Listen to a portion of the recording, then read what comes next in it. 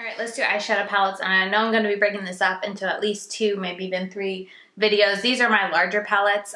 This is probably not going to be that exciting because if you're new to my channel, I am a big eyeshadow palette addict. Part of me just likes to collect eyeshadows, but I do tend to use the ones that I do have and love. I do tend to use them even if they're not often. I really like to rotate through my palettes on a pretty consistent basis, so I will probably be keeping a lot, but I know there are a few in here that I haven't touched and just have no interest in touching, so I will be getting rid of those. So, well, let's just dive in and we'll see. Starting out, let's get rid of some of the ones that I know I'm not, or let's put aside some of the ones I know I'm not getting rid of. Modern Renaissance, this is a gorgeous palette. I was super late to the party, but just bought this last year and I love it. It's a really beautiful, really pretty looks, very soft, really nicely pigmented. I've made a pretty good dent in that one, but gorgeous palette. Also not getting rid of Subculture. I tested this out for probably 2-3 weeks, and then I just haven't really touched it since then, since I kind of tested it and got my impressions on it. I just had so many other palettes since then that I needed to test, so I haven't really touched this much, and that's a shame. So I'm keeping it. Bottom line is, I do want to bring this back out into my rotation so I can use it, especially with the fall colors. I want to create some looks and kind of just continue to develop my opinion on this palette because this was controversial. My LORAC Pro palettes are not going anywhere. You guys know this is my favorite eyeshadow formula of all time. This was my first high-end, this palette was my first high-end eyeshadow palette. Absolutely lovely, absolutely stunning. I always recommend these palettes to anyone. This one my daughter got into, that's why it's panned and so beat up, but really like these palettes. They're not going anywhere. I love LORAC. On the heels of their pros, let's talk about their MegaPROs. This was the first one. None of these are going anywhere. So just to show you guys what they look like, that was the first one. This is the second one. You guys can see I've given them a lot of love. They're pretty dirty. Dirty palettes really don't bother me. I feel like that shows how much I love it. So this I know can go. This is from Pur Cosmetics Buff Collection. I got this in a BoxyCharm a very long time ago. Not gonna lie, I felt like it was weird that this Pur Cosmetics, when I first saw it, I was like, oh, Pure, like the one in Ulta. But no, this is some other brand. And it's basically, I mean, I haven't looked at the brand at all, so I shouldn't, you know, knock them, but basically it's a dupe for the Naked 3 palette. So I don't know if this Pure brand just does a bunch of knockoffs, kind of like Makeup Revolution. Anyway, so I thought that was kind of weird that BoxyCharm was including like brands that dupe high-end brands. But anyway, I basically swatched this when I got it and never touched it again, and that was, I feel like, well over a year ago, maybe even longer. So this is definitely going out of my collection. I just have no interest in, I don't even have any interest in the Naked 3 palette, so I just don't care. Another palette that I'm going to declutter is this Bourgeois eyeshadow palette. They sent me this long time ago. I've had it for a long time. I like it, it's nice. It kind of makes you think of a dupe for the original Naked palette, but they're really nice. They blend really well from what I remember. This is a long time ago. They seem nice. They're just as expensive as the Naked palette, if I remember correctly. I want to say it was like $50 or $49 when I looked at it. But I'm going to declutter it because, one, I just never reach for it. I barely reach for this one. But two, it smells weird. When you sniff the shadows, they just, I don't know, they have a really odd smell, kind of, not chemically, but factory? I don't know. They just have a very artificial, odd scent to them that kind of throws me off whenever I use this. So because of that, every time I like think about this, I'm like, I don't feel like smelling that right now. And I never reach for it, so I'm just going to declutter it. I am going to keep a hold of the Urban Decay Naked palette. I'm not a big fan of this, but I haven't given it a good second chance. I kind of used it a couple times when I initially bought it, and then it didn't wow me, so I put it away and haven't reached for it since. But I do want to give it one more chance, so I need to wait, pull it back into my collection, or into my rotation, and see if I like it. If I pull it back, give it a couple chances for like a week or so and still don't like it, then I'm decluttering it just because nobody got time for that. All right, the Kat Von D Shade and Light palette. This is relatively new purchase in my collection that I really haven't fully tested and kind of got my thoughts on it. I've used it a handful of times, enjoyed the times that I used it, had no issues with blending or anything, but anyway, it's very new to my collection, so I'm definitely keeping this. Oh, something that's not leaving, and this is solely because of the collaboration, is my Pirates of the Caribbean Dead Men Tell No Tales, LORAC, whatever, collaboration. I love this palette just for the packaging alone. I'm a big Pirates of the Caribbean fan, so this was just like a match made in heaven. This shade is really pretty. I do like it. I love Sea Haze. The transition shades, which in this palette are basically that shade and that shade, but if you want just like a skin tone transition shade, that's the only one. So I do have to bring in another palette when I create looks with this, which is a bummer. But overall, I love it because of the collaboration. There are some shades that I really like it, but this is definitely a collector's item, so it's not going anywhere. Also not going anywhere is the LORAC and Beauty and the Beast collaboration, Tale as Old as Time palette. This one I'm keeping, not so much for the collaboration, though Beauty and the Beast is my favorite, like Disney fairy tale.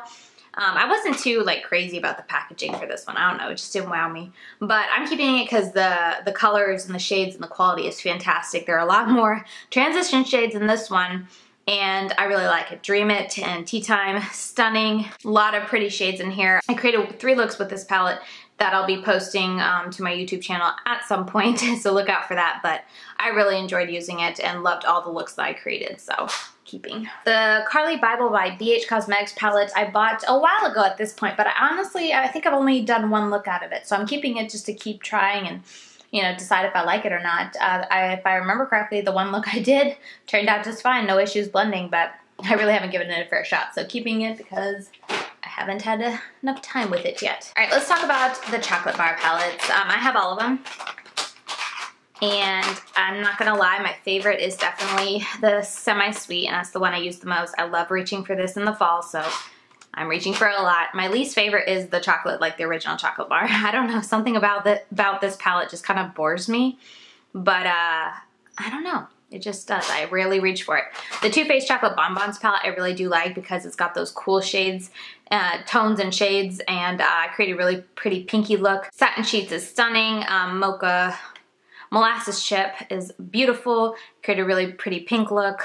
I like this palette. It's really nice. I feel like not enough people talk about it. And then the infamous Sweet Peach palette. I really do like this one as well. I really like Bellini, and bless her heart, you guys know I like my greens, and that Bellini is just something special. So yeah, I really like all these palettes.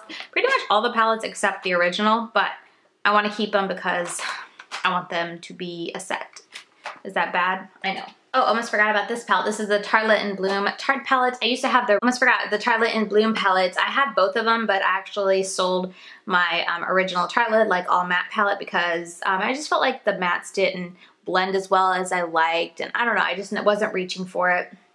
But this one is really nice, and even though it's not all matte, there is only 3 shimmer shades and the rest is matte. So I do reach for this palette a lot when I want to do an all matte look, and I just think it's a really great staple classic palette to have if you're either just starting out in makeup or you're wanting to invest in your first high-end makeup and you like a lot of neutral looks. I think this is a great one to go with because it gives you those shades you need to create any look, and then it gives you, you know, 3 shimmers to kind of explore and pop on the lid, and I just think it's a really safe palette, so not going anywhere. Next is Juvia's Place, the Masquerade Mini Palette. This is my one and only purchase from Juvia's Place. I've only used this maybe 2 or 3 times, but I love it. I definitely want to keep it and put it into my rotation to kind of use all the shades and really familiarize myself with this, but I actually used this shade in one of my first videos, my PR haul unboxing, and got a lot of compliments. I thought it was gorgeous. You guys know I love green, so yeah, this palette is not going anywhere. Also not going anywhere is my Kat Von D MetalMatte palette. I love that aspect to it. I thought she did a fantastic job with that. But this is also not going anywhere because it's a gorgeous palette. I really like all the mattes, and I love that this green, I feel like it gets so old. If a palette has a green in it, and it's a good green, I'll keep it just for that color, because the brands need to come out with a green themed eyeshadow palette and I would be through the moon obsessed with it.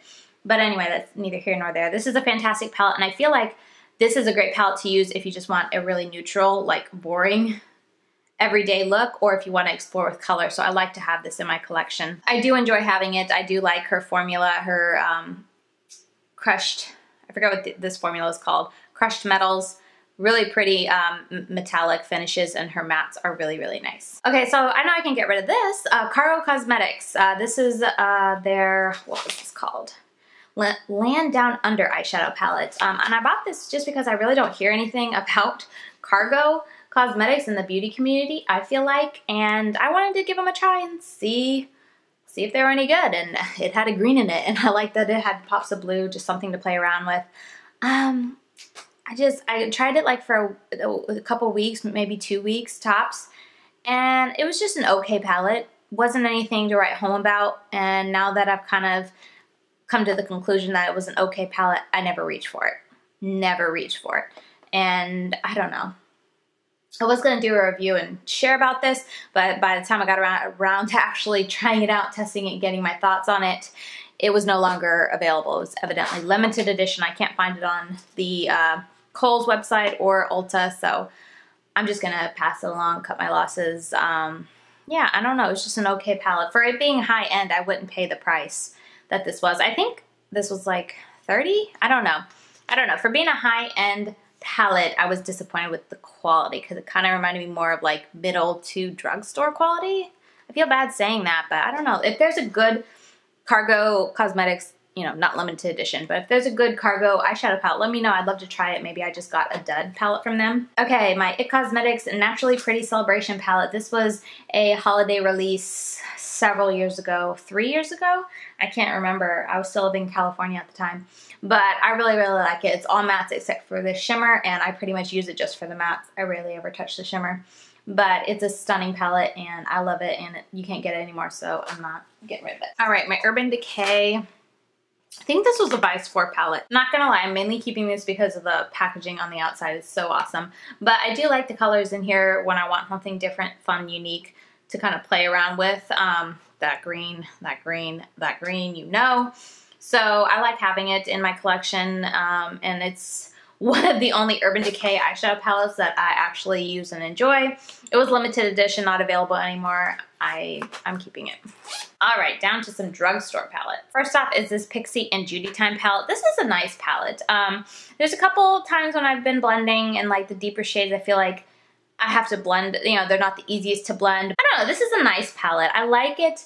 It's $20, so I feel like I wouldn't spend that much on it. I like having affordable eyeshadow palettes in my collection just to be able to look back on and refer and remember. And this is one, I mean, just looking at this row here, this is one of the better ones, so I'm gonna keep this. It was pretty good. Okay, Elf Cosmetics, this is their original matte for matte palette. You guys know I love matte palettes. I love matte eyeshadows, so when they came out with this, I had to get it. Now they have 3 of them, and I'm so behind on it, but I remember really liking this. I did a review. They're a little dry. I didn't really have any issues blending, though, and they stay really well, so overall, I like it, and it's only $10, so really affordable and a great option for people. Speaking of which, I had a Sony Kashuk that was all matte. I can't find it. Maybe I'll find it by the time I do my other smaller eyeshadow palette video, but between the two of them, the Sony Kashuk and this one, I definitely recommend this one, and it's cheaper. The Sony Kashuk, I had a lot of problems with like patchiness and weirdness when I was blending them, so recommend this one over that. Okay, so I just found some more in my small palette pile that I feel like can go into this bigger category. So let's just run through them very quickly. This is a Makeup Revolution Iconic Pro palette. This was a dupe for the LORAC Pro palette. I bought it to do a comparison that I have already done. Bottom line is, yes, it works. Yes, you can get the same looks as a Pro palette, but you have to work a bit harder, and they don't last as long. They're not as buttery, creamy. They're not as pigmented. So in my eyes, yes, this is a dupe if you are on a budget, but if you are wanting to invest in a good quality one where it makes your doing your eyeshadows easier, I'd say pass and just save up for the Pro, but that's just me. But anyway, with all that said, since I reviewed it and kind of got my thoughts on it, I've never touched it since. So going to declutter. Meet Matte Nude The Bomb. You guys know I bought this because it was full of mattes. I have the thing when company comes out with all mattes, it's like, I need it. because I love mattes. This palette is really nice, but at the same time, I feel like I can't really get complete looks with just this palette, so it's a little tricky. And, you know, I tend to not reach for it because I can't get complete looks unless I just want like a standard brown. But, you know, it's got some unique shades, but I need to have other mattes or, you know, shimmers to make it work. But I'm going to keep it. I like it. I like having it in my collection. I like having something from the balm to refer to, so keeping it. Color Prevail's Nude and Natural palette, or Nude and Neutral palette, sorry. I bought this to review from the brand because I always see it in my Walgreens, but I never hear anyone talking about it. I can leave my link down below to my review where I reviewed a bunch of stuff from the collection. Overall, it was just a so-so brand. This was okay. The shimmers weren't anything to write home about, so overall, I don't know. It was just okay. If I remember my review correctly, it was an okay palette. I can't remember the price, so if it was any more than like 12 bucks, I feel like that's a bit much. Unless, like me, I waited and I think I got it 40% off, so I don't feel as bad about the money gone to waste, but I never use them anymore. All right, Jessie's Girl Backstage Collection eyeshadow palettes. Natural Nudes and Sounds of the City. These were okay. I remember reviewing them. I can leave that link down below as well. They were okay. Nothing to write home about. I can't remember how much, so if they were under $10, I would say, you know, it's great, especially if you're just starting out in makeup. If you really are a makeup snob like me, you might be like, meh, you know, not enough pigmentation and not creamy enough, but they're okay. And I will keep this one because it's warmer from the two of them. And I remember this one, I just felt like was a bit, maybe it's because it's cool tone, but I felt it was a bit chalkier, and like these shades really all kind of looked the same on the eyes. So I like that this one had, I don't know, more variety. So I'm going to keep this one, which is the Natural Nudes. I'm going to get rid of Sounds of the City. And then last up, save this for last because I really don't know what to do. The Rock Nudes Maybelline. This is okay. I can't remember how much this is. But, I mean, it was nice. I created a look with it. I feel like the shimmers, you have to have a base really to make them show up, but you can make them show up. I kind of kept this after I used it in a blog post just because I liked having drugstore alternatives to like compare when, you know, trying high-end or when people ask me what my recommendations are. But I never reach for it, and I feel like there's a lot better like drugstore recommendations now in my collection that I can get rid of this without feeling like all I have is high-end. So I'm gonna pass this along. Alright, so out of all the ones we just went through, I am only getting rid of 1, 2, 3, 4, 5, 6, 7. I know that's not the best, but I told you guys eyeshadow palettes is like my weakness when it comes to makeup, and at this point in my life I'm not really feeling the need to minimize that as much as I am my lip products. But anyway, you guys know I love eyeshadow palettes. They're kind of my collector slash, you know, hobby side of makeup that I really enjoy having a lot of. So these are just the ones that don't inspire me. Everything else I kept, I'm always really excited when I reach for it and grab it and bring it into my rotation. Well, except for the few that I'm still testing. But you know what I mean. But these I've tested, I've tried, and I never reach for them anymore. So they're gonna go to new homes.